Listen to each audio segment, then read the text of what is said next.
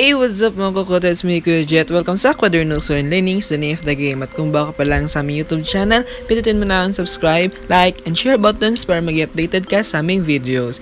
And for this video, tayo ngayon ay magbabasa ng mga saknong na matatagpuan sa Ibong Adarna at tayo ngayon ay nasa saknong 28 hanggang 45. Ito ay ang Nanaginip ang Hari. Ang kanilang kaharian ay lalo pang nagtumibay, walang gulong dumadalaw, umunlad ang kabuhayan. Kasayahay walang oras, sa palasyo ay may halakhak. Ibong layat walang hirap, ang lahat na ay pangarap. Ngunit itong ating buhay, talinghagang di malaman, matulog ka ng mahusay, magigising ng may lumbay.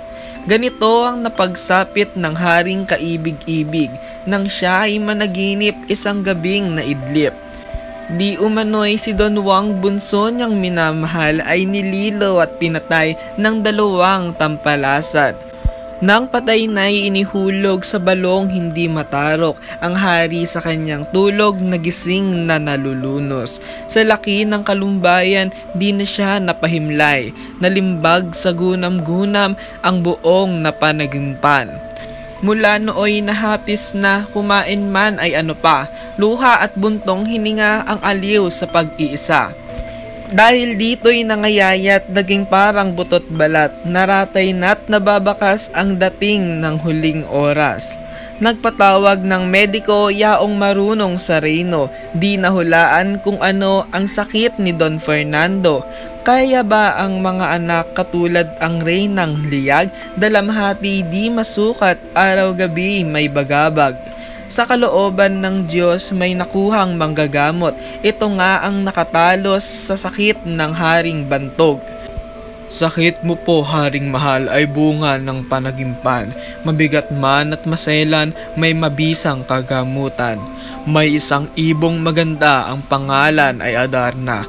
Pag narinig mong kumanta, sa sakit ay giginhawa. Ibong ito'y tumatahan sa tabor na kabundukan, kahoy na hinahapunay, piedras platas na makinang.